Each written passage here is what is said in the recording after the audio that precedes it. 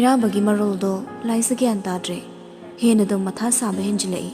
Sordo chaning tana amukto hondoklaga. Mairambada tatu yenglaga. Yambungi lamanse yam tole. Mating niraklaga iting oina pangalle. Yambungna igidamo honariba mayamse. Khallubada wakhalgi ipakta hegi irakne. Karamba mapokta laman simba ngangbani khallubada ai tattani irakne. Wado taranga Mairaba nokfe tawi. Nokningba wahai natte. Adubu nokmi masado laizada khara hena changsilaga tamna pakhum piri Nungsina. Pukchel chawba saragane aidi laman pino hairoi. Nangna singba lamando ai pami. Hai muki mapokda singba su pamde. Aduga mapoksida singba su yaroi. Aigi lamando kaino haira. Laisa khumde tarau ba misnaduna tatu yengi. Mairaba su nokmi sonthangna na makhatai. Nangi punsi. Laisa, nangi punsi do aigi laman oina singbiyo. Atopa henba lan ayinta pamde. Nangi punsi do aigi laman oisigi. Wahai do kanman kre. Awaba pomnama thamoy da lorsilaga maithong na momon nokibani. Adubu Laisa khangba leiba ngamaktre. Panduna leiramba pirang singdo maning tamna sentherai. Ayen bawadi haiba ngamda tamna soli. Yambo matawdo obada Mairaba sumitluda pirang thomanlakle. Adubu nokpe tawna Laisagi mapido taithokpiri. Angawiside adugi buka pauna bro. Kapkanuse. Nangna kappaga aigi thamoy siso kapke hairi ningai tawi. Punsigi dama wagano. Mairabagi laman toliba miyoiba mabo isor maakna tarai magi chinjak oiba matik nate. Nangi punsida aigi lamanne. Tekta kaida inakta muhalaklaga. Nang aigi laman singba ngamboyo ko. Khonjel do tanik labada Mairaba wa ngang malepkre. Makutuna Laisagi makokta tapna tatmanan biraga kaplibi mabo themjinbiri. Makhoi nigi matawdo ahuba kana amani mamitagi mapitana kaplaga isor mangonda haijagani. Makhoi nibo sena khayan bigano haidana thamoida chena nijagani. Adubu thamoi singna nungsi jaruraga kalakpa yingthiba onkraba. Ihul adunadi thamoy yanina harong na lenkibado yengma ngamloi hairi. Masu lakpani Laisagi nakta. Adubu Mairaba leirambana thongzinda leplaga ngasaidagi sariba warido tarambani. Khongkap amata manungda kansilama ngamda tapna thorakle.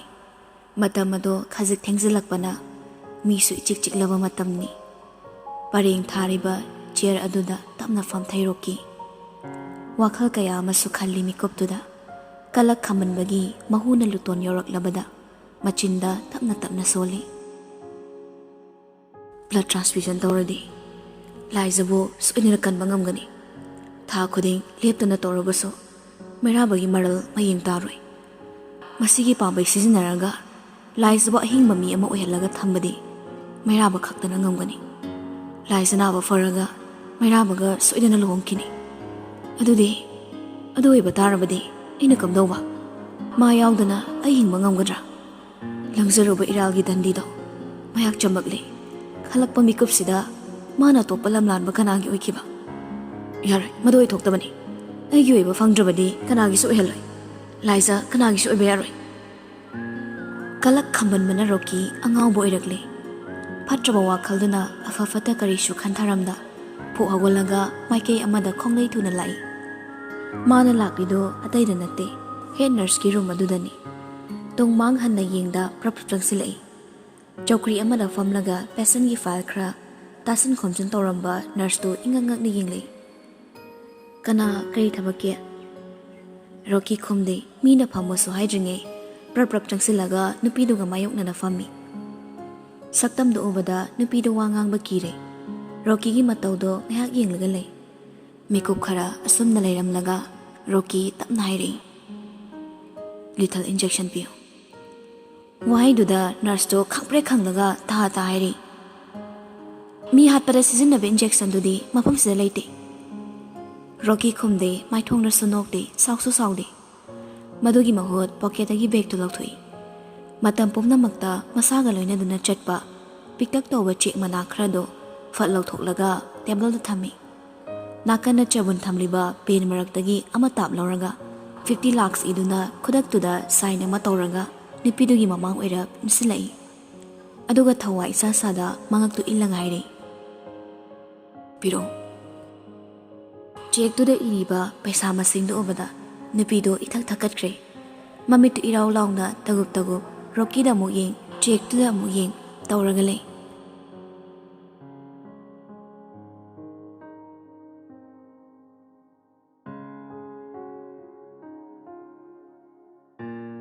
Nongan magi ayukto mai kochen chenaraga langli. Tes ayamba tawba losilaga mikup to da pumnamak sem sakibani.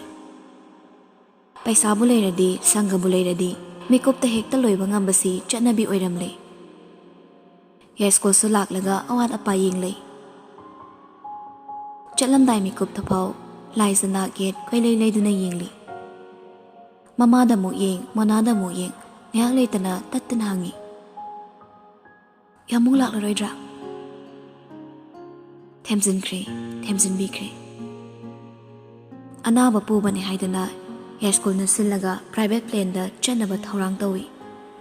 Tauriba matawdu uraga thabadi thawai wana machinda soli. Sanakhyagi laman sibo karama matamda singani. Wahaidu hek hairakpaga Yaskol na noktuna khumi.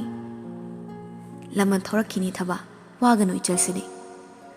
Nokna laisda onsilaga makokto tapna nan thabiraga mangol piri. Dekta kaidana halaktuna Ima pabungi seba matolo no taro koko ipagi bema.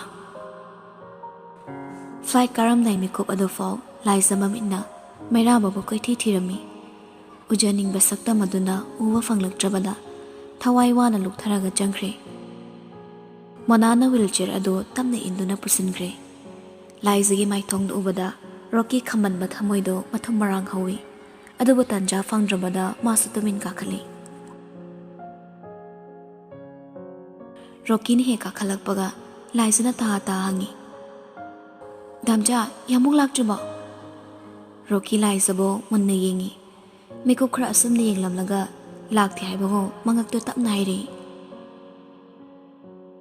Yengna mitengduna mabu koi thizabani. Adubu uba fangkidre saktamado. Laisa thawai wana mamaidu tapna nonthakre. Monaso khangi laisagi matawdo. Themjin biba oina makhutu tapna paisan birai. Ngaina plane duso kakak lenglamlaga tapna thawba horakle. Tapna chelambadagi khazi yang khalaktuna malemgi lengmaidagi atiya tapna paikhatkre. Plane aduna midengi ponkhai wangma hek lan khibaga thaba khonjel thokna kappaga soli.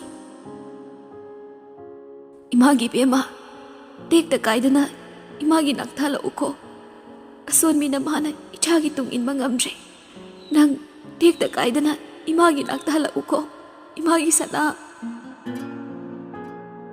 Thabana kapliba ubada mirana tapna sangsilaga themi. Iche adumna kaphauna di icha kaisu tawroi.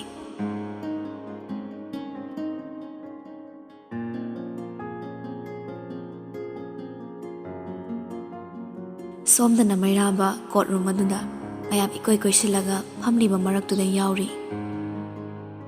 Mi ataigumna yaya langma natti. Supnutagi makhoi khara khaktamang tawbani. Asangba table aduda ichamna famlaga yam ingna sariba warini. Maraksida Lindasu yauri. Ngasisu mapagi lauda thazaduna laklibani. Mapagi apamado fangnambagidama. Mairaba wa ngangde ngasaidagi kunjona nganglido tumin taduna leiri. Mahakna ngamlani matagum kunjodo semlin sazinba wa kaya ngangli. Fraud property da aina sign tokiba leite. Ichabu moina pamnabagi seran turan haizilaga case tawbani. Aikhoina khare soli haiduna usittabani. Ngakchaw thekpa imungsi matik thokna langno. Makhoina haibasi oidabani minambani. ꯑꯩꯅ ꯀꯩꯗꯧꯅꯨꯡꯗ fraud ꯄ꯭ꯔꯣꯄꯔꯇꯤꯗ paper ꯄꯤꯈꯤꯕ ꯂꯩꯇꯦ꯫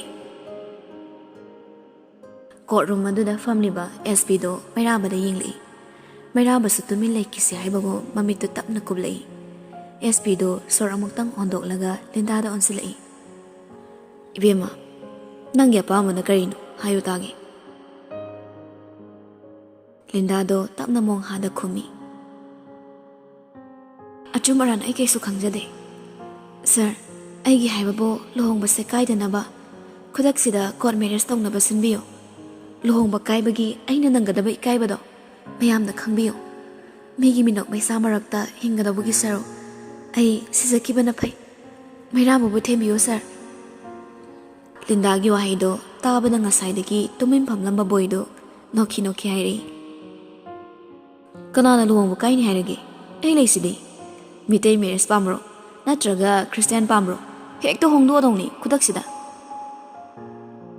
ꯑꯁꯨꯛ ꯂꯨꯈ꯭ꯔꯕ ꯃꯤꯐꯝꯁꯤꯗ ꯀꯥꯔꯟ ꯇꯥꯔꯛꯄꯗꯨꯗ ꯃꯌꯥꯝꯗꯣ ꯕꯣꯏꯗ ꯂꯣꯏꯅ ꯌꯦꯡꯂꯛꯏ꯫ ꯂꯨꯁꯤꯜꯂꯛꯄ ꯇꯥꯟꯖꯥꯗ ꯀꯥꯔꯟ ꯐꯨꯕꯁꯤ ꯃꯈꯣꯏꯒꯤ ꯍꯩꯅꯕꯤꯅꯤ꯫ ꯃꯌꯥꯝꯅ ꯁꯥꯎꯅꯤꯡꯂꯕꯁꯨ ꯃꯩꯔꯥꯕꯅꯤ ꯅꯣꯛꯈꯤ ꯅꯣꯛꯈꯤ ꯇꯧꯔꯒ ꯃꯈꯨꯠ ꯈꯨꯅꯝꯗꯨꯅ ꯆꯤꯝꯕꯥꯜꯗ ꯍꯥꯏꯐꯦꯠꯇꯪ ꯈꯨꯝꯖꯤꯜꯂꯤ꯫ ꯍꯥꯏꯅ ꯀꯨꯟꯖꯣꯗꯣ ꯕꯣꯏꯗ ꯁꯥꯎꯅ ꯑꯣꯟꯁꯤꯜꯂꯛꯏ꯫ ꯅꯪꯅ ꯍꯥꯏꯔꯤꯗꯣ ꯀꯅꯥꯗꯅꯣ? ꯑꯗꯨꯛ ꯃꯆꯣꯡ ꯄꯥꯛ ꯅꯥꯏꯗꯕ, ꯂꯩꯔꯤꯕ ꯁꯤꯆꯨꯌꯦꯁꯟꯁꯤꯒꯤ ꯃꯒꯨꯟꯁꯨ ꯉꯥꯛꯇꯕ, ꯃꯊꯣꯡ ꯃꯔꯝ ꯈꯪꯗꯕ ꯀꯅꯥꯒꯤ ꯃꯆꯥ ꯃꯁꯨꯅꯣ? ꯅꯁꯛꯇꯨꯒ ꯖꯨꯒꯣꯠ ꯆꯥꯕ ꯏꯃꯨꯡꯒꯤ ꯃꯤꯗꯤ ꯃꯥꯟꯗꯦꯅꯦ꯫ ꯅꯪꯒꯨꯝꯕꯅ ꯑꯩꯒꯤ ꯏꯆꯥꯗ ꯑꯗꯨꯒꯨꯝꯕ ꯈꯣꯟ ꯊꯥꯕ ꯌꯥꯕ꯭ꯔꯣ? ꯍꯥꯏꯔꯛꯂꯤꯕꯁꯤꯡꯗꯣ ꯕꯣꯏ ꯊꯧꯁꯥꯕꯤꯗꯦ꯫ ꯎꯁꯤꯠꯇꯅ ꯅꯣꯛꯃꯤ ꯅꯣꯛꯃꯤ ꯃꯆꯤꯟꯗꯨ ꯈꯨꯝꯂꯛꯏ꯫ ꯀꯅꯥꯒꯤ ꯃꯆꯥ ꯃꯁꯨꯅꯣ ꯍꯥꯏꯕ ꯋꯥꯍꯪꯁꯤ ꯄꯥꯎꯈꯨꯝ ꯌꯥꯝ ꯄꯤꯅꯤꯡꯗꯕꯅꯤ꯫ ꯑꯗꯨꯕꯨ ꯒꯣꯜ ꯗꯤꯒꯔꯒꯤ ꯃꯄꯥ ꯏꯕꯨꯡꯉꯣꯅꯤꯅ ꯈꯔ ꯁꯣ ꯑꯣꯞ ꯇꯧꯖ ꯇꯥꯔꯦ꯫ ꯁꯣꯝꯅ ꯃꯊꯧ ꯃꯔꯝ ꯈꯪꯗꯕ ꯀꯅꯥꯒꯤ ꯃꯆꯥꯅꯣ ꯍꯥꯏꯔꯤꯗꯣ? ꯏꯄꯥꯗꯨꯅ ꯐꯣꯔꯦꯟꯒꯤ ꯃꯤꯅꯤꯁꯇꯔꯅꯤ, ꯑꯗꯨꯁꯨ ꯐꯥꯏꯅꯥꯟꯁ ꯄꯥꯏꯔꯤꯕ꯫ ꯐꯣꯔꯦꯟ ꯍꯥꯏꯔꯒ ꯃꯦꯟꯃꯥꯔ ꯑꯃꯨꯛ ꯃꯥꯜꯂꯝꯅꯤ꯫ ꯌꯨꯅꯥꯏꯇꯦꯠ ꯁ꯭ꯇꯦꯠ ꯑꯣꯐ ꯑꯃꯦꯔꯤꯀꯥ ꯀꯥꯏꯗꯣ ꯇꯥꯕ꯭ꯔꯥ? ꯕꯣꯏ ꯃꯃꯤꯠ ꯎ ꯃꯅꯥꯋꯣ ꯅꯣꯛꯐꯦꯠ ꯇꯧꯔꯒ ꯑꯃꯨꯛ ꯃꯈꯥ ꯇꯥꯔꯛꯏ꯫ ꯏꯃꯥꯅ ꯖꯣꯟ ꯍꯣꯞꯀꯤꯟꯁ ꯌꯨꯅꯤꯚꯔꯁꯤꯇꯤꯒꯤ ꯄ꯭ꯔꯣꯐꯦꯁꯔ꯫ ꯑꯩꯁꯤ ꯃꯊꯣꯡ ꯃꯔꯝ ꯈꯪꯗꯕ ꯃꯆꯥꯔ ꯍꯥꯏꯗꯨꯗꯤ ꯑꯍꯤꯡ ꯇꯨꯝꯗꯅ ꯕꯤꯍꯥꯔꯒꯤ ꯕꯤꯔꯦꯟꯗꯣ ꯊꯥꯗꯔꯒ ꯈꯟꯕꯤꯔꯣ꯫ ꯉꯥꯡꯅ ꯉꯥꯡꯅ ꯍꯧꯒꯠꯈ꯭ꯔꯒ ꯃꯩꯔꯥꯕꯗ ꯑꯃꯨꯛ ꯑꯟꯁꯤꯜꯂꯛꯏ꯫ ꯑꯩ ꯒꯥꯔꯤꯗ ꯂꯩꯔꯝꯃꯒꯦ, ꯅꯪꯁꯨ ꯆꯥꯛꯍꯟꯗꯅ ꯂꯩꯔꯅꯨ, ꯁꯤꯜꯐꯨꯜ ꯅꯠꯇꯦ, ꯊꯕꯛ ꯌꯥꯝꯃꯤ, ꯔꯣꯕꯔꯠꯁꯨ ꯉꯁꯤ ꯄꯨꯊꯣꯔꯛꯇꯣꯏꯅꯤ꯫ ꯃꯩꯔꯥꯕꯁꯨ ꯍꯣꯏ ꯍꯥꯏꯕꯒꯨꯝ ꯃꯉꯛꯇꯨ ꯇꯞꯅ ꯅꯣꯝꯃꯤ꯫ ꯕꯣꯏ ꯅꯣꯛꯃꯤ ꯅꯣꯛꯃꯤ ꯂꯤꯟꯗꯥꯗ ꯍꯥꯏꯐꯦꯠ ꯌꯦꯡꯂꯝꯂꯒ ꯃꯤꯠꯆꯤ ꯈꯠꯆꯤꯜꯂꯝꯃꯤ꯫ ꯃꯥꯒꯤ ꯃꯇꯧꯗ ꯂꯤꯟꯗꯥ ꯁꯥꯎꯅꯤꯡꯕꯅ ꯂꯣꯏꯔꯦ꯫ ꯑꯗꯨꯕꯨ ꯍꯟꯅ ꯌꯦꯡꯕꯤꯔꯝꯗ ꯍꯨꯏ ꯈꯣꯡꯂꯒ ꯊꯣꯛꯈ꯭ꯔꯦ ꯕꯣꯏ꯫ ꯍꯥꯏꯅ ꯀꯨꯟꯖꯣꯗꯣ ꯕꯣꯏꯅ ꯍꯥꯏꯔꯝꯂꯤ ꯃꯌꯥꯝꯗꯣ ꯇꯥꯕꯗ ꯃꯃꯤꯠ ꯅꯥꯀꯣꯡ ꯈꯪꯁꯤꯡꯁꯤꯡꯈ꯭ꯔꯦ꯫ ꯃꯄꯥꯒꯤ ꯃꯇꯧ ꯈꯪꯂꯕꯗ ꯂꯤꯟꯗꯥ ꯃꯄꯥꯒꯤ ꯃꯈꯨꯠꯇꯣ ꯀꯟꯅ ꯄꯥꯏꯁꯤꯜꯂꯛꯏ꯫ ꯃꯆꯥꯅ ꯊꯦꯡꯂꯛꯄꯗ ꯀꯨꯟꯖꯣ ꯃꯤꯀꯨꯞꯇꯒꯤ ꯑꯣꯏꯕ ꯒ꯭ꯌꯥꯟ ꯂꯥꯛꯏ꯫ ꯐꯅ ꯑꯣꯏꯗꯨꯅꯁꯨ RK ꯀꯟꯁꯇ꯭ꯔꯛꯁꯟꯒꯤ ꯃꯄꯨ ꯑꯣꯏꯔꯤꯕ ꯃꯩꯔꯥꯕꯒ ꯀꯅꯥꯅꯁꯨ ꯆꯥꯡꯗꯝꯅꯕ ꯌꯥꯔꯣꯏ ꯍꯥꯏꯕ ꯋꯥꯈꯜꯗꯣ ꯃꯤꯀꯨꯞꯇꯨꯗ ꯂꯥꯛꯏ꯫ ꯁꯣꯔꯗꯨ ꯆꯥꯅꯤꯡ ꯇꯥꯅ ꯑꯃꯨꯛꯇꯪ ꯍꯣꯟꯊꯔꯒ ꯃꯩꯔꯥꯕꯗ ꯑꯣꯟꯁꯤꯜꯂꯛꯏ꯫ ꯃꯩꯔꯥꯕ, ꯃꯇꯝ ꯍꯧꯖꯤꯛꯁꯨ ꯂꯩꯔꯤ꯫ ꯑꯁꯨꯝꯅ ꯇꯧꯔꯒ ꯅꯪꯒꯤ ꯏꯖꯠꯁꯨ ꯁꯣꯛꯀꯅꯤ꯫ ꯋꯥꯔꯤꯁꯦ ꯑꯩꯈꯣꯏ ꯃꯁꯦꯟ ꯇꯞꯅ ꯂꯣꯏꯁꯤꯟꯁꯤ꯫ ꯑꯗꯨꯒ ꯑꯍꯜ ꯊꯥꯔꯛꯂꯒ ꯂꯨꯍꯣꯡꯕꯒꯤ ꯅꯨꯃꯤꯠꯇꯣ ꯂꯦꯞꯄꯒꯅꯦ, ꯏꯪꯅ ꯆꯤꯛꯅ ꯍꯔꯥꯎꯅ ꯂꯩꯕꯅ ꯄꯨꯝꯅꯃꯛꯀꯤ ꯑꯐꯕ ꯑꯣꯏꯅꯤ꯫ ꯉꯁꯥꯏꯗꯒꯤ ꯇꯥꯒꯦ ꯌꯥꯝ ꯇꯥꯔꯝꯕꯅꯤ꯫ ꯀꯌꯥꯃꯨꯛ ꯌꯥꯝꯅ ꯑꯣꯏꯗꯕ ꯃꯤꯅꯝꯕꯗ ꯊꯋꯥꯏ ꯂꯨꯞꯄꯤ ꯌꯦꯡꯂꯝꯕꯅꯤ꯫ ꯑꯗꯨꯕꯨ ꯃꯈꯥ ꯇꯥꯅ ꯇꯥꯕꯒꯤ ꯄꯥꯡꯒꯜ ꯂꯩꯔꯛꯇ꯭ꯔꯕꯗ ꯃꯩꯔꯥꯕ ꯄꯣꯀꯦꯠꯇꯒꯤ ꯐꯣꯟꯗꯨ ꯌꯥꯝ ꯊꯨꯅ ꯂꯧꯊꯣꯛꯂꯒ ꯀꯔꯤ ꯀꯔꯤꯅꯣ ꯈꯔ ꯅꯝꯂꯒ ꯀꯨꯟꯖꯣꯒ ꯃꯥꯒ ꯑꯅꯤꯒꯤ ꯃꯥꯌꯣꯛꯅꯕꯗ ꯂꯩꯔꯤꯕ ꯇꯦꯕꯜꯗꯨꯗ ꯊꯝꯂꯤ꯫ ꯐꯣꯟꯗꯒꯤ ꯊꯣꯔꯛꯄ ꯈꯣꯟꯖꯦꯜꯗꯨꯅ ꯉꯨꯔꯨꯡ ꯉꯨꯔꯨꯡ ꯉꯪꯅꯔꯝꯕ ꯃꯌꯥꯝꯗꯨ ꯆꯞ ꯂꯦꯞꯅꯈ꯭ꯔꯦ꯫ ꯃꯍꯩ ꯃꯍꯩ ꯍꯥꯏꯅꯔꯤꯕꯁꯤꯡꯗꯨ ꯇꯨꯃꯤꯟ ꯇꯨꯃꯤꯟ ꯇꯥꯅꯔꯤ꯫ ꯐꯣꯟꯗꯨꯗ ꯃꯩꯔꯥꯕꯅ ꯇꯧꯈꯤꯕ ꯁꯥꯏꯅ ꯋꯥꯜꯄꯦꯄꯔꯗ and it turns out to ꯄ꯭ꯔꯣꯄꯔꯇꯤꯒꯤ ꯄꯦꯄꯔ꯫ ꯁꯤ ꯀꯃꯥꯏꯅꯅꯣ? ꯅꯪ ꯑꯦꯛꯁꯄ꯭ꯂꯦꯟ ꯑꯝꯇ ꯇꯧꯕꯤꯒꯦꯔꯥ? ꯃꯔꯥꯜ ꯂꯩꯔꯕ ꯂꯤꯟꯗꯥ ꯄꯥꯈꯠꯄꯅ ꯃꯁꯥꯗꯣ ꯆꯦꯡꯈꯩꯔꯦ꯫ ꯂꯣꯏꯅꯅ ꯃꯩꯔꯥꯕꯕꯨ ꯃꯥꯅ ꯍꯟꯅ ꯌꯦꯡꯂꯛꯂꯔꯣꯏ ꯈꯜꯂꯨꯕꯗ ꯍꯦꯟꯅ ꯄꯥꯈꯠꯂꯒ ꯇꯥ ꯍꯥꯏꯔꯦ꯫ ꯃꯩꯔꯥꯕ, ꯑꯩ ꯀꯩꯝꯇ ꯈꯪꯗꯦ꯫ ꯄꯨꯝꯅꯃꯛ ꯕꯕꯥꯅ ꯁꯤꯟꯕ ꯉꯥꯛꯇꯅꯤ꯫ ꯑꯩꯕꯨ ꯊꯥꯖꯧꯋꯣ꯫ ꯃꯐꯝꯁꯤꯗ ꯑꯩ ꯌꯥꯎꯗꯦ꯫ ꯅꯪ ꯑꯩꯕꯨ ꯊꯥꯖꯧꯋꯣ꯫ ꯈꯪꯅ ꯈꯪꯅ ꯃꯥꯁꯨ ꯌꯥꯎꯅ ꯂꯣꯠꯁꯤꯜꯂꯝꯕꯁꯤꯅ ꯃꯩꯔꯥꯕꯗ ꯑꯃꯨꯛ ꯍꯦꯟꯅ ꯑꯁꯥꯎꯕ ꯑꯣꯏꯔꯦ꯫ ꯐꯝꯂꯝꯕꯗꯒꯤ ꯐꯨꯛ ꯍꯧꯒꯠꯂꯛꯂꯒ ꯐꯥꯏꯜꯗꯨ ꯇꯥꯞ ꯄꯥꯏꯈꯠꯇꯨꯅ ꯁꯥꯐꯨ ꯀꯟꯅ ꯂꯥꯛꯇꯅ ꯂꯪꯉꯤ꯫ ꯃꯇꯧꯗ ꯂꯤꯟꯗꯥ ꯄꯥꯈꯠꯄꯅ ꯃꯩꯔꯥꯕꯗ ꯌꯦꯡꯉꯤ꯫ ꯑꯁꯥꯎꯕꯅ ꯃꯥꯏꯊꯣꯡꯗꯣ ꯂꯥꯛꯁꯤꯟꯈ꯭ꯔꯦ꯫ ꯈꯨꯇꯨꯝ ꯆꯦꯠꯅ ꯇꯥꯁꯤꯜꯂꯒ ꯃꯈꯨꯠꯅ ꯇꯦꯕꯜꯗꯨ ꯁꯧꯔꯒ ꯅꯣꯟꯊꯔꯞ ꯇꯧꯅ ꯏ ꯀꯥꯔꯕ ꯃꯃꯤꯠꯅꯅꯤꯅ ꯂꯤꯟꯗꯥꯕꯨ ꯌꯦꯡꯂꯒ ꯈꯣꯟꯖꯦꯜ ꯏꯀꯟ ꯀꯟꯗ ꯍꯥꯏꯔꯛꯏ. ꯅꯣꯏ ꯅꯄꯥ ꯅꯆꯥꯅ ꯑꯩꯒꯤ ꯏꯔꯜꯗ ꯑꯁꯨꯛ ꯌꯥꯝ ꯆꯣꯞꯄꯤꯁꯤ ꯀꯩꯒꯤꯅꯣ? ꯏꯇꯞ ꯇꯞꯅ ꯍꯥꯏꯔꯛꯂꯁꯨ ꯃꯩꯔꯥꯕꯒꯤ ꯋꯥꯍꯩꯗꯨꯗ ꯂꯤꯟꯗꯥ ꯃꯁꯥ ꯅꯤꯛꯂꯦ. ꯑꯗꯨꯕꯨ ꯃꯥꯁꯨ ꯑꯔꯥꯟꯕ ꯇꯥꯅꯤꯡꯗꯕꯅ ꯄꯥꯈꯠꯅ ꯇꯥ ꯄꯥꯈꯨꯝ ꯄꯤ. ꯑꯩꯕꯨ ꯊꯥꯖꯧ ꯃꯩꯔꯥꯕ, ꯑꯩ ꯂꯥꯟꯗꯦ. ꯑꯩ ꯂꯥꯟꯗꯕ ꯑꯁꯦꯡꯕꯅꯤ. ꯑꯩꯒꯤ ꯍꯥꯏꯕꯕꯨ ꯅꯪꯒ ꯂꯨꯍꯣꯡꯅꯕꯒꯤꯗꯃꯛ ꯕꯕꯥꯅ ꯇꯧꯕ ꯈꯨꯗꯤꯡ ꯌꯥꯕ ꯇꯥꯈꯤꯕꯅꯤ. ꯑꯩ ꯂꯥꯟꯗꯦ ꯃꯩꯔꯥꯕ. ꯕꯕꯥꯅ ꯁꯤꯟꯕ ꯈꯨꯗꯤꯡ ꯌꯥꯔꯗꯤ ꯅꯪꯒ ꯁꯣꯏꯗꯅ ꯂꯨꯍꯣꯡꯅꯕ ꯎꯄꯥꯏ ꯄꯤꯒꯅꯤ ꯍꯥꯏꯗꯅ ꯑꯩꯕꯨ ꯊꯦꯝꯕꯅꯤ. ꯑꯩ ꯑꯍꯦꯟꯕ ꯂꯟ ꯊꯨꯝ ꯄꯥꯝꯗꯦ. ꯑꯩ ꯅꯪꯕꯨ ꯇꯁꯦꯡꯅ ꯅꯨꯡꯁꯤꯌꯦ. ꯅꯪ ꯑꯩꯕꯨ ꯂꯥꯟꯅ ꯂꯧꯈꯤꯅꯨ. ꯑꯩꯕꯨ ꯊꯥꯖꯕꯤꯌꯨ. ꯃꯩꯔꯥꯕ ꯐꯣꯟꯗꯨ ꯇꯥꯞ ꯑꯃꯨꯛ ꯂꯧꯔꯒ ꯅꯣꯛꯃꯤ ꯄꯣꯀꯦꯠꯇ ꯍꯥꯞꯆꯤꯟꯈ꯭ꯔꯦ. ꯑꯗꯨꯒ ꯃꯈꯨꯠ ꯑꯅꯤꯗꯨ ꯀꯣꯠꯁꯤꯟꯅꯗꯨꯅ ꯂꯤꯟꯗꯥꯗ ꯌꯦꯡꯉꯤ. ꯂꯤꯟꯗꯥꯗꯤ ꯑꯉꯛꯄ ꯑꯣꯏꯔꯦ. ꯀꯔꯝꯅ ꯃꯩꯔꯥꯕꯅ ꯔꯦꯀꯣꯔꯗ ꯇꯧꯔꯝꯕꯅꯣ ꯈꯜꯂꯨꯕꯗ ꯃꯩꯔꯥꯕꯗ ꯉꯛꯅ ꯌꯦꯡꯂꯛꯏ. ꯃꯥꯒꯤ ꯃꯤꯠꯌꯦꯡꯗꯣ ꯃꯩꯔꯥꯕꯁꯨ ꯈꯪꯉꯤ. ꯋꯥꯗꯤ ꯉꯥꯡꯗ ꯃꯈꯨꯠꯇ ꯄꯥꯏꯔꯤꯕ ꯄꯦꯟꯗꯨ ꯇꯞꯅ ꯊꯥꯡꯒꯠꯂꯒ ꯃꯨꯟꯅ ꯌꯦꯡꯉꯤ. ꯄꯦꯟꯗꯨ ꯏꯆꯝ ꯆꯝꯕ ꯄꯦꯟ ꯅꯠꯇꯦ, ꯔꯦꯀꯣꯔꯗꯔ ꯌꯥꯎꯕ ꯄꯦꯟꯅꯤ. ꯅꯣꯡꯃ ꯂꯤꯟꯗꯥꯒꯤ ꯃꯅꯥꯛ ꯆꯠꯂꯝꯗꯥꯏ ꯊꯦꯝꯃꯨꯡꯅ ꯍꯣꯕꯦ ꯆꯦꯟꯊꯣꯔꯛꯂꯒ ꯄꯤꯔꯛꯈꯤꯕ ꯄꯦꯟꯗꯨꯅꯤ. ꯄꯨꯝꯅꯃꯛ ꯃꯩꯔꯥꯕꯅ ꯍꯥꯟꯅ ꯁꯤꯟꯗꯨꯅ ꯊꯝꯈ꯭ꯔꯕ ꯋꯥꯔꯤ ꯑꯣꯏꯕꯅ ꯃꯩꯔꯥꯕ ꯉꯛꯂꯨꯅꯤ. ꯅꯣꯛꯃꯤ ꯄꯦꯟꯗꯣ ꯑꯃꯨꯛꯇꯪ ꯍꯨꯠ ꯎꯪꯂꯒ ꯄꯨꯛ ꯍꯧꯒꯠꯂꯒ ꯃꯥꯏ ꯂꯩꯗꯨꯅ ꯆꯠꯈ꯭ꯔꯦ. ꯀꯨꯟꯖꯣꯗꯤ ꯃꯃꯥꯏꯗꯣ ꯂꯨꯛꯊꯈꯤꯕꯗꯒꯤ ꯍꯥꯏꯒꯠꯄ ꯉꯝꯗ ꯂꯩꯔꯦ. ꯃꯩꯔꯥꯕꯅ ꯊꯧꯋꯥ ꯁꯥꯗ ꯆꯠꯈꯤꯕ ꯎꯕꯗ ꯂꯤꯟꯗꯥ ꯀꯞꯂꯤ ꯃꯄꯥꯗ ꯇꯥ ꯑꯣꯟꯁꯤꯜꯂꯛꯏ. ꯕꯕꯥ, ꯃꯩꯔꯥꯕ ꯆꯠꯈ꯭ꯔꯦ. ꯃꯩꯔꯥꯕ ꯈꯥꯝꯃꯣ ꯕꯕꯥ. ꯅꯪ ꯏꯕꯥꯅꯤ ꯂꯨꯍꯣꯡꯕꯤꯅꯤ ꯍꯥꯏꯗꯥꯏ? ꯅꯪꯅ ꯍꯥꯏꯕ ꯌꯥꯔꯗꯤ ꯃꯩꯔꯥꯕ ꯏꯐꯝꯗ ꯁꯣꯏꯗꯅ ꯁꯤꯟꯅꯅꯤ ꯍꯥꯏꯕꯗꯥꯏ? ꯁꯤ ꯕꯕꯥ, ꯃꯩꯔꯥꯕ ꯈꯥꯝꯃꯣ ꯕꯕꯥ. ꯃꯥ ꯆꯠꯈ꯭ꯔꯦ. ꯋꯥꯗꯣ ꯍꯥꯏꯅ ꯂꯤꯟꯗꯥ ꯍꯦꯟꯅ ꯀꯞꯊꯣꯔꯛꯂꯦ. SP ꯗꯨꯁꯨ ꯑꯅꯤꯗꯨꯒꯤ ꯃꯇꯧ ꯉꯥꯏꯍꯥꯛ ꯌꯦꯡꯂꯝꯂꯒ ꯃꯈꯨꯠꯇ ꯁꯤꯔꯕ ꯔꯦꯗꯤꯑꯣ ꯇ꯭ꯔꯥꯟꯁꯤꯚꯔꯗꯣ ꯈꯨꯗꯛꯇ ꯑꯣꯟ ꯇꯧꯔꯒ, SP ꯃꯦꯅꯦꯖꯔ ꯁ꯭ꯄꯤꯀꯤꯡ, ꯅꯣꯏ ꯈꯔ ꯃꯅꯨꯡ ꯆꯪꯉꯣ. ꯁꯤ ꯍꯥꯏꯔꯒ ꯔꯦꯗꯤꯑꯣꯗꯣ ꯐꯠ ꯑꯣꯐ ꯇꯧꯈ꯭ꯔꯦ. ꯀꯨꯟꯖꯣꯒꯤ ꯃꯈꯨꯠꯇꯣ ꯂꯥꯝꯂꯒ ꯍꯦꯟꯀꯞꯅ ꯐꯥꯖꯤꯜꯂꯤ. ꯀꯨꯟꯖꯣ ꯆꯤꯝꯕꯥꯜꯗꯒꯤ ꯋꯥꯍꯩ ꯑꯃꯠꯇ ꯊꯣꯔꯛꯈꯤꯗ꯭ꯔꯦ. ꯂꯤꯟꯗꯥꯒꯤ ꯃꯄꯥꯅ ꯋꯥꯍꯩ ꯑꯃꯠꯇ ꯍꯥꯏꯔꯛꯇꯕꯗ ꯍꯦꯟꯅꯁꯨ ꯑꯋꯥꯕ ꯑꯣꯏꯔꯦ. ꯃꯩꯔꯥꯕꯁꯨ ꯋꯥꯍꯩ ꯑꯃꯠꯇ ꯍꯥꯏꯔꯝꯗꯅ ꯆꯠꯈ꯭ꯔꯦ. ꯆꯤꯝꯕꯥꯜ ꯊꯣꯛꯅ ꯉꯥꯡꯊꯣꯛꯂꯝꯕ ꯋꯥꯍꯩꯗꯤ ꯃꯒꯨꯟ ꯍꯟꯊꯕꯅꯤ. ꯑꯗꯨꯕꯨ ꯃꯩꯔꯥꯕꯗꯤ ꯃꯃꯤꯠꯇꯃꯛ ꯌꯦꯡꯕ, ꯆꯤꯝꯕꯥꯜꯇꯃꯛ ꯂꯦꯡꯕ ꯃꯇꯧ ꯑꯗꯨꯅ ꯂꯤꯟꯗꯥꯒꯤ ꯊꯃꯣꯏꯗ ꯍꯦꯟꯅ ꯃꯩꯆꯥꯛ ꯍꯥꯞꯆꯤꯟꯕꯤꯔꯝꯂꯦ.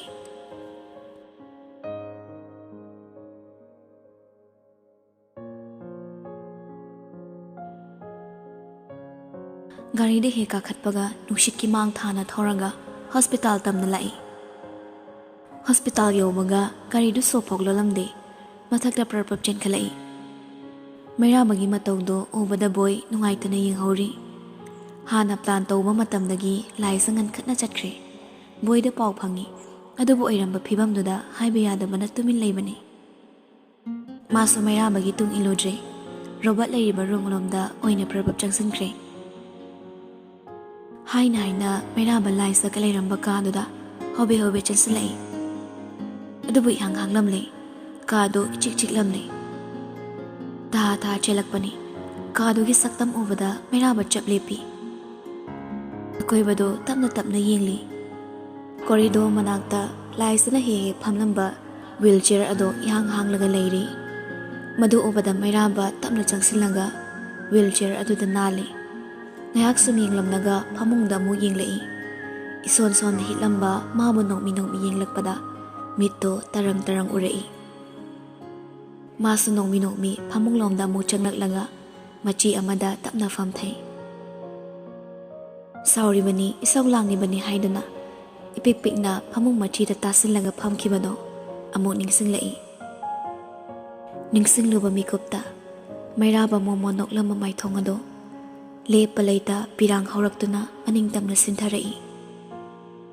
ꯊꯃꯣꯏ ꯆꯦꯠꯅ ꯈꯥꯡꯕꯒꯤ ꯃꯥꯁꯨ ꯑꯋꯥꯕ ꯁꯛꯇꯝ ꯎꯠꯂꯣꯏ ꯍꯥꯏꯗꯨꯅ ꯃꯅꯨꯡ ꯀꯟꯅ ꯄꯤꯔꯥꯡ ꯃꯔꯤꯛ ꯑꯃꯠꯇ ꯎꯍꯟꯈꯤꯗꯕꯅꯤ. ꯑꯗꯨꯕꯨ ꯉꯁꯤꯗꯤ ꯈꯥꯡꯕꯒꯤ ꯄꯥꯡꯒꯜ ꯂꯩꯇ꯭ꯔꯦ. ꯈꯨꯎꯗꯨꯗ ꯃꯈꯨꯠ ꯈꯨꯅꯤꯡꯅ ꯁꯧꯔꯒ ꯃꯃꯥꯏꯗꯣ ꯅꯣꯟꯊꯔꯒ ꯈꯣꯟꯖꯦꯜ ꯊꯣꯛꯅ ꯀꯞꯂꯛꯂꯦ. ꯅꯣꯛꯃꯤ ꯇꯧꯕ ꯂꯥꯏꯖꯒꯤ ꯃꯥꯏꯊꯣꯡ, ꯅꯨꯡꯁꯤꯕ ꯈꯣꯟꯖꯦꯜꯅ ꯌꯥꯝꯕꯨꯡ ꯍꯥꯏꯗꯨꯅ ꯅꯨꯡꯁꯤꯅ ꯀꯧꯔꯛꯄꯗꯣ. ꯃꯩꯔꯥꯕ ꯄꯦꯟꯅ ꯀꯞꯂꯦ. ꯑꯍꯦꯟꯕ ꯋꯥꯍꯩꯗꯤ ꯍꯥꯏꯕ ꯉꯝꯗ ꯃꯆꯤꯟꯗ ꯋꯥꯅ ꯁꯣꯜꯂꯤ. ꯌꯥꯝꯕꯨꯡꯒꯤ ꯂꯥꯏꯖ, ꯅꯪ ꯌꯥꯝꯕꯨꯡꯒꯤ ꯅꯥꯛꯇ ꯁꯣꯏꯗꯅ ꯍꯜꯂꯛꯎꯀꯣ. ꯑꯩ ꯅꯪꯕꯨ ꯉꯥꯏꯔꯝꯒꯦ ꯅꯪꯅꯤ ꯅꯥꯛꯇ ꯍꯜꯂꯛꯄꯗꯣ ꯌꯥꯝꯅ ꯋꯥꯅ ꯉꯥꯏꯔꯝꯒꯦꯀꯣ ꯂꯥꯏꯖꯥ ꯃꯩꯔꯥꯕ ꯍꯦꯟꯅ ꯀꯞꯄꯛꯂꯤ ꯅꯨꯄꯥ ꯅꯠꯇꯒꯨꯝ ꯉꯁꯤꯗꯤ ꯊꯃꯣꯏ ꯄꯦꯟꯅ ꯀꯞꯂꯤ ꯑꯣꯝꯗꯨꯅ ꯊꯝꯂꯛꯄ ꯑꯋꯥꯕ ꯀꯌꯥꯗꯣ ꯃꯅꯤꯡ ꯇꯝꯂꯛꯇꯨꯅ ꯄꯥꯈꯪꯒꯤ ꯃꯤꯁꯅꯥꯗꯒꯤ ꯂꯣꯏꯕ ꯅꯥꯏꯗꯕ ꯄꯤꯔꯥꯡꯅ ꯏꯆꯦꯜ ꯑꯣꯏꯅ ꯆꯦꯟꯊꯔꯦ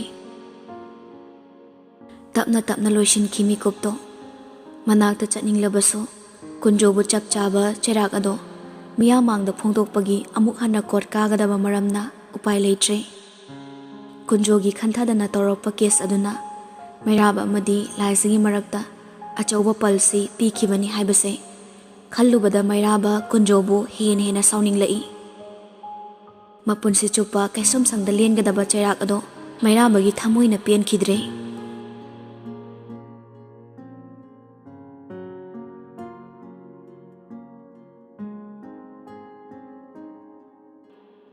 ꯃꯔꯥꯜꯒꯤ ꯃꯇꯨꯡ ꯏꯟꯅ ꯀꯨꯟꯖꯣꯅ ꯖꯦꯜꯗ ꯂꯩꯈ꯭ꯔꯕꯗ ꯔꯥꯅꯤ ꯊꯋꯥꯏ ꯋꯥꯅ ꯀꯞꯂꯤ ꯃꯄꯨꯔꯣꯏꯕꯅ ꯇꯧꯔꯝꯂꯤꯕ ꯐꯠꯇ꯭ꯔꯕ ꯀꯌꯥꯗꯣ ꯈꯜꯂꯨꯕꯗ ꯊꯋꯥꯏ ꯆꯥꯛꯅ ꯀꯞꯂꯤ ꯑꯩꯗꯤ ꯍꯥꯏꯖꯈꯤꯕꯅꯤ ꯃꯤꯒꯤ ꯃꯔꯜ ꯄꯥꯝꯕꯩꯁꯤ ꯏꯁꯥꯒꯤ ꯂꯩꯖꯔꯤꯕ ꯈꯔꯗꯨꯅ ꯄꯦꯟꯊꯣꯛꯄ ꯇꯝꯁꯤ ꯍꯥꯏꯗꯅ ꯃꯤꯑꯣꯏꯕꯅ ꯑꯍꯦꯟꯕ ꯄꯥꯝꯂꯕꯗꯤ ꯃꯗꯨꯗꯒꯤ ꯍꯦꯟꯕ ꯑꯋꯥꯕꯁꯨ ꯏꯁꯣꯔꯅ ꯑꯩꯈꯣꯏꯒꯤꯗꯃꯛ ꯇꯝꯕꯤꯕꯅꯤ ꯀꯔꯤꯒꯤꯅꯣ ꯑꯩꯈꯣꯏ ꯃꯤꯑꯣꯏꯕꯅ ꯑꯅꯦꯝ ꯑꯋꯥꯡꯒꯤ ꯂꯝꯕꯤꯁꯤꯗ ꯑꯁꯨꯛ ꯊꯋꯥꯏ ꯇꯥꯅ ꯆꯠꯂꯤꯕ ꯆꯞ ꯃꯥꯟꯅꯕ ꯁꯪꯁꯥꯔ ꯍꯥꯏꯕꯗꯣ ꯀꯔꯝꯕ ꯅꯨꯃꯤꯠ ꯊꯥꯗ ꯐꯪꯒꯗꯒꯦ ꯍꯦ ꯃꯤꯑꯣꯏꯕ ꯅꯈꯣꯏꯒꯤ ꯑꯄꯦꯟꯕ ꯍꯥꯏꯕꯁꯤꯕꯨ ꯀꯔꯝꯕ ꯃꯇꯝꯗ ꯐꯪꯒꯗꯒꯦ ꯇꯣꯜꯂꯤ ꯃꯤꯑꯣꯏ ꯃꯄꯣꯛꯁꯦ ꯕ꯭ꯔꯍ꯭ꯃꯥꯃꯛꯅ ꯄꯣꯛꯉꯝꯗꯕꯅꯤ ꯍꯥꯏꯕ ꯃꯄꯣꯛꯇꯨꯕꯨ ꯃꯁꯤꯔꯣ ꯑꯍꯦꯟꯕ ꯄꯥꯝꯕ ꯑꯇꯣꯡꯕ ꯈꯟꯗꯨꯅ ꯂꯦꯞꯄ ꯃꯁꯤꯔꯣ ꯃꯤꯑꯣꯏꯕꯒꯤ ꯃꯄꯣꯛ ꯍꯥꯏꯕꯗꯣ ꯃꯃꯥꯅ ꯊꯋꯥꯏ ꯆꯥꯛꯅ ꯀꯞꯂꯤꯕꯗꯣ ꯂꯤꯟꯗꯥ ꯍꯟꯅ ꯌꯦꯡꯗꯦ ꯃꯥꯒꯤ ꯑꯣꯏꯕ ꯋꯥꯈꯜ ꯑꯃꯗ ꯇꯨꯃꯤꯟ ꯎꯡꯂꯒ ꯂꯩꯔꯤ ꯔꯥꯅꯤ ꯀꯞꯂꯝꯕꯗꯒꯤ ꯃꯆꯥꯒꯤ ꯅꯥꯛꯇ ꯆꯪꯁꯤꯜꯂꯛꯏ ꯏꯆꯥꯊꯣꯏ ꯍꯥꯏꯌꯨ ꯅꯈꯣꯏ ꯕꯕꯥꯗꯣ ꯄꯨꯟꯁꯤꯒꯤ ꯊꯥꯗꯣꯛꯂꯔꯣꯏ ꯍꯥꯏꯕ꯭ꯔꯣ ꯅꯄꯥꯗꯣ ꯃꯈꯣꯏꯅ ꯐꯨꯕ꯭ꯔꯥ ꯀꯔꯤꯒꯤꯅꯣ ꯅꯪꯅ ꯇꯨꯃꯤꯟ ꯂꯩꯔꯤꯗꯨꯕꯣ ꯁꯦ ꯏꯃꯥꯗ ꯍꯥꯏꯌꯣ ꯃꯃꯥꯅ ꯃꯁꯥ ꯅꯣꯝꯂꯛꯄꯗ ꯂꯤꯟꯗꯥ ꯒ꯭ꯌꯥꯟ ꯂꯥꯛꯏ ꯑꯐꯤꯡ ꯑꯐꯥꯏ ꯑꯣꯏꯅ ꯐꯨꯛ ꯍꯧꯒꯠꯂꯛꯂꯒ ꯇꯥ ꯍꯥꯏꯔꯛꯏ ꯏꯃꯥ ꯑꯩ ꯂꯨꯍꯣꯡꯗꯣꯏꯅꯤ ꯅꯪ ꯑꯩꯒꯤ ꯐꯔꯅꯤꯆꯔꯒꯤ ꯍꯥꯏꯕ ꯆꯠꯀꯅꯤ ꯍꯥꯏꯕ ꯅꯠꯇ꯭ꯔꯣ ꯆꯠꯂꯣ ꯃꯇꯝꯁꯤ ꯈꯪꯍꯧꯔꯣꯏꯌꯦ ꯏꯃꯥ ꯃꯩꯔꯥꯕꯗꯤ ꯊꯕꯛ ꯇꯧꯕꯗ ꯃꯇꯝ ꯁꯣꯏꯕꯁꯦ ꯌꯥꯝ ꯁꯥꯎꯕꯅꯤ ꯃꯇꯝ ꯆꯥꯗ꯭ꯔꯗꯤ ꯃꯥꯅ ꯁꯣꯏꯗꯅ ꯁꯥꯎꯒꯅꯤꯌꯦ ꯁꯦ ꯏꯃꯥ ꯂꯨꯍꯣꯡꯕꯒꯤ ꯊꯧꯔꯥꯡ ꯂꯣꯏꯔꯣꯕ ꯑꯩ ꯃꯩꯔꯥꯕꯒ ꯂꯨꯍꯣꯡꯗꯣꯏꯅꯤ ꯁꯤ ꯏꯃꯥ ꯕꯥꯔꯇꯣꯟ ꯑꯃꯨꯆꯣ ꯃꯥꯗꯤ ꯑꯆꯝꯕ ꯄꯥꯝꯕꯅꯤ ꯕꯥꯔꯇꯣꯟꯗꯣ ꯏꯆꯝ ꯆꯝꯅ ꯅꯝꯃꯨꯀꯣ ꯃꯥꯗꯤ ꯑꯆꯝꯕ ꯄꯥꯝꯕꯅꯤ ꯈꯨꯗꯤꯡꯃꯛ ꯑꯆꯝꯕ ꯄꯥꯝꯕꯅꯤ ꯏꯆꯝ ꯆꯝꯖꯕ ꯄꯥꯝꯕꯅꯤ ꯋꯥꯍꯩꯗꯨ ꯍꯥꯏꯅ ꯂꯤꯟꯗꯥ ꯈꯣꯟꯖꯦꯜ ꯊꯣꯛꯅ ꯀꯞꯊꯣꯔꯛꯂꯤ ꯔꯥꯅꯤꯗꯤ ꯃꯄꯨꯔꯣꯏꯕ ꯀꯥꯏꯅꯕꯒꯤ ꯃꯩꯆꯥꯛꯄꯨ ꯈꯥꯡꯒꯗ꯭ꯔꯥ ꯃꯆꯥꯒꯤ ꯃꯇꯧꯕꯨ ꯌꯦꯡꯒꯗ꯭ꯔꯥ ꯇꯧꯐꯝ ꯈꯪꯗ꯭ꯔꯦ ꯑꯗꯨꯕꯨ ꯃꯆꯥꯅ ꯀꯞꯄ ꯌꯦꯡꯕ ꯉꯝꯗ ꯆꯪꯁꯤꯜꯂꯒ ꯃꯊꯥꯗ ꯆꯦꯠꯅ ꯀꯣꯟꯁꯤꯜꯂꯒ ꯊꯦꯝꯕꯤ ꯏꯆꯥꯊꯣꯏ ꯁꯦ ꯏꯆꯥꯒꯤ ꯏꯃꯥ ꯂꯩꯔꯤꯁꯤꯗꯤ ꯏꯆꯥꯕꯨ ꯁꯣꯏꯗꯅ ꯂꯨꯍꯣꯡꯒꯅꯤ ꯅꯪ ꯀꯔꯤꯒꯤ ꯋꯥꯔꯤꯅꯣ ꯏꯆꯥꯒꯤꯗꯃꯛ ꯅꯃꯥ ꯑꯩ ꯂꯩꯔꯤꯁꯤꯗꯤ ꯃꯃꯥꯒꯤ ꯋꯥꯍꯩꯗꯨꯅ ꯂꯤꯟꯗꯥꯕꯨ ꯍꯦꯟꯅ ꯑꯣꯠꯂꯦ ꯃꯥꯁꯨ ꯃꯃꯥꯕꯨ ꯆꯦꯠꯅ ꯀꯣꯟꯁꯤꯜꯂꯒ ꯀꯞꯂꯤ ꯑꯩꯕꯨ ꯍꯟꯅ ꯌꯦꯡꯂꯝꯗ꯭ꯔꯦ ꯑꯩꯕꯨ ꯊꯤꯅ ꯆꯩꯔꯝꯂꯕꯗꯤ ꯑꯩ ꯁꯤ ꯌꯧꯅ ꯆꯥꯛꯂꯣꯏ ꯏꯃꯥ ꯋꯥ ꯉꯥꯡꯗꯕ ꯃꯥꯒꯤ ꯆꯤꯝꯕꯥꯜꯗ ꯃꯔꯧ ꯂꯩꯅ ꯅꯣꯛꯈꯤꯕ ꯃꯤꯅꯣꯛꯇꯣ ꯏꯔꯥꯜꯒꯤ ꯗꯟꯗꯤ ꯑꯣꯏꯍꯧꯔꯦ ꯑꯩꯕꯨ ꯍꯩꯅꯗꯅ ꯌꯦꯡꯂꯝꯕ ꯃꯤꯠꯌꯦꯡꯗꯨꯅ ꯄꯨꯟꯁꯤ ꯆꯨꯞꯄ ꯃꯣꯃꯣ ꯃꯤꯅꯣꯛ ꯇꯝꯕ ꯉꯝꯂꯅꯨ ꯍꯥꯏꯕꯒꯤ ꯁꯥꯞ ꯇꯧꯔꯝꯂꯦ ꯃꯥꯅ ꯑꯁꯨꯛ ꯃꯔꯧ ꯆꯥꯎꯔꯤꯁꯤꯕꯨ ꯀꯩꯒꯤꯅꯣ ꯃꯥ ꯃꯆꯤꯜ ꯄꯦꯟꯅ ꯑꯩꯕꯨ ꯆꯩꯕꯤꯔꯝꯕ ꯌꯥꯗꯕ꯭ꯔꯥ ꯑꯩ ꯃꯥꯕꯨ ꯅꯨꯡꯁꯤꯌꯦ ꯏꯃꯥ ꯃꯥ ꯌꯥꯎꯗꯅ ꯃꯤꯀꯨꯞ ꯑꯃ ꯐꯥꯎ ꯍꯤꯡꯕ ꯉꯝꯂꯣꯏ ꯏꯃꯥ ꯑꯩ ꯃꯩꯔꯥꯕꯕꯨ ꯅꯨꯡꯁꯤꯌꯦ ꯃꯆꯥꯅ ꯀꯞꯄꯗ ꯔꯥꯅꯤ ꯌꯥꯎꯔꯦ ꯂꯤꯟꯗꯥꯒꯤ ꯃꯀꯣꯛꯇ ꯇꯞꯅ ꯅꯥꯟꯊꯕꯤꯔꯒ ꯊꯦꯝꯖꯤꯜꯂꯤ ꯏꯃꯥ ꯂꯩꯔꯤꯁꯤꯗꯤ ꯏꯃꯥꯅꯅꯦ ꯃꯈꯣꯡ ꯀꯣꯟꯗꯨꯅ ꯍꯥꯏꯖꯔꯨꯒꯦ ꯏꯆꯥꯒꯤꯗꯃꯛ ꯏꯃꯥ ꯍꯥꯏꯔꯨꯒꯦ ꯏꯆꯥꯕꯨꯅꯦ ꯁꯣꯏꯗꯅ ꯂꯨꯍꯣꯡꯒꯅꯤ ꯏꯆꯥꯒꯤ ꯏꯃꯥ ꯂꯩꯌꯦ ꯅꯨꯡꯁꯤꯕꯗ ꯀꯔꯥꯝ ꯆꯥꯎꯔꯨꯕꯅ ꯉꯁꯤꯗꯤ ꯅꯤꯡꯉꯝꯗꯅ ꯀꯞꯆꯔꯦ ꯃꯔꯧ ꯂꯩꯕ ꯅꯣꯡꯗꯝꯕ ꯃꯍꯥꯛꯇꯤ ꯊꯃꯣꯏ ꯁꯦꯡꯕ ꯃꯥꯏꯀꯩꯗ ꯂꯦꯞꯄꯅꯤ ꯄꯨꯛꯆꯦꯜ ꯂꯦꯞꯇꯕ ꯊꯃꯣꯏ ꯁꯦꯡꯗꯕ ꯀꯅꯥ ꯑꯃꯗꯤ ꯃꯔꯧ ꯆꯥꯎꯕ ꯅꯣꯡꯗꯝꯕꯅ ꯅꯥꯊꯩꯗꯨꯅ ꯊꯝꯕꯤꯔꯝꯂꯦ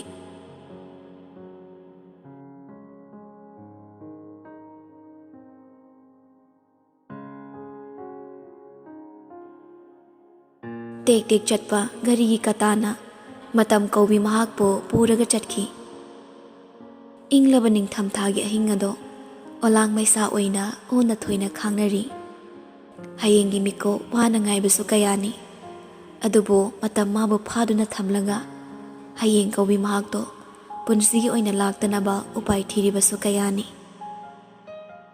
nongalamdai matamni ayuktagi chen chonglaga warubana monadi thangnaba roomda pothakhre mafamado ICU-ni doctor nurse kayana itat tattana yengliba mafamni blood transfusion tawbase khwaidagi critical oiba treatment ni adugi sumathakta laisagidi whole body ni betuda tumpak tana hiplibi mahakto asibaga pangkhangni karigumba amahek soikibada mamingtagi holiba sor ado lepkhiduna pumnamak arimba tangadoribani kochen chelubagi warabak changado tumthabangamda laisagi manakta laktuna tumin famlaga lairi roki nongalamdai matam oirakpana misu chikchi akoi mado tapna tapna sum yenglakpada thongzin manaki table duda lairiba nurse tuso isi sina tumthakre machine kayana ikoi koisilaga hipliba laisabo amuk yenglei isi sina tumlibi mabo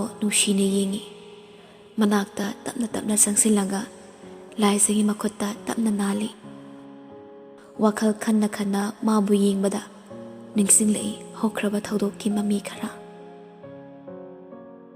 school suti thabagi mayam irang langnaba matamni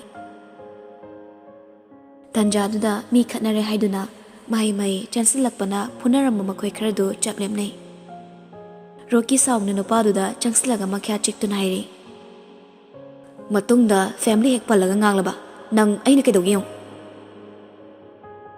siyairaga roki mailelaga chatkige tawi adubu tumi leirama nupado prabab changsilaklaga roki bu inthuge tawi nupaduna roki gi hakchangda soke tawbaga maningdagi khatnaba yenglamba laizado prabab changsilaklaga pairibo kaktuna nupadogi makokta thomi khonjel duda roki do ngakna leithoraklaga yengai adubu nupado leimaida taraga leirambada hina ngakle nupaduda yenglaga mangda leplibi nupiduda ta yenglei laisa nokmi marai chiklaga mana nongna mu phuge toriba family pan bagi haibaduda mana lalamdo manba aduna nangi mi changbi bani family pan base yam sauning mani mame tarau ba ni duna ma bo tatu yenglaga nokmi toriba ubada roki di tarang chatkre wadingangda laisa bu monna yenglaga lei tanjaduda mana prabab changsilai laisa bu chinglaga chingna machinda su laisa bu tamna jairi nang na mi khanabada yausani basiti ko la othuna nupa sa wala di nang khola sarani ba la ohaibani manana kakak chinglaga laisa bu puraga chatkre laisa ta duna laiba nupa duda nokmi yenglamlaga managi tung inkre laisa bu yengna roki manglan adudagi mikap thorai ningsingbagi ipakta lupluraba wakhalado taibang mayana tapna chingkhalai ningsing lubada wari aduna miludadi ichotlamle laisa bu yenglaga wakhal kaya khan maurai laisa matamdo amuk hana la aroi ko matamdo amuk hanba yaramladi aina lankiba pumba chumthoknabagi ayabado isana isada pijagani mokna nangbu pamdabagi oidaba kay aisilaga aibu themkibado aina thajaramdradi ngasi nang ai nusi marido lengdana dukmak leramgani ko ai la le laisa nafamde yam dankre adubu isana iral yazaba mikupsida nangi thamoidi lamlan bakanagi oiramle angau bugum rokido athanna muno fetauze aina ikibanatra nangdi ai khaki oigani kanagi soibe yaroi nangi thamoida ahan mami takiba nushibado aini mairabana kaidaunungda mahutsinba oithoktabani aigi oiba fangnaroi nangse kanagi soibe yaroi sidagidi nang farani nang naba faradi mairabaga nanga amata oikini mairabana nang manushine yengba mityengdo ai pakhatle laisa mana dangbu ithadagi soidana munkrani khalubada ai awai wakhal khanna roki mapido tapna mu sintharakle makhutta paibe injection ado adumak paiduna leire Madugi mathau pangthokpagi thauna adu leitabana chena paisilaga lei. Adubo mitmang do rei. Laisana mairabagi dama nokkiba mino. Mairabana laisada yengkiba nungsi midi. Asai laisana anesthesia piramdai adu fawwa naget khoilei leiduna thikibani. Managi makhut paiduna toina hangkibani. Yamuk laklaroi-dra. Ningsingluba mikopta nungshibagi iholda asawbo oiragle. Hainai mioiba ikhoigi iholda khwaidagi mahu kanba ihulne hainariba nungshiba amadi asawba. Aniduna punkhrabada kalak khambanba haiba ihulado amuk lakpa mikopta mioibagi wakhalbo seranaba lambida puduna chatki. Laizabu yengna Rocky famlambadagi tapna hawgalai.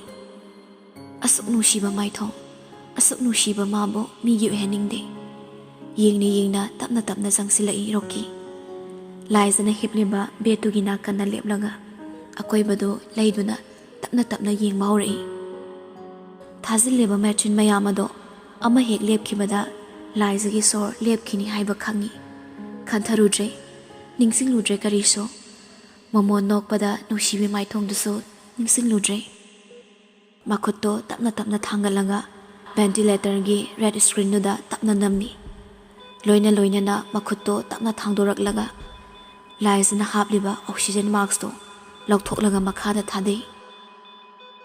Rocky maithongduso nokmi tauri.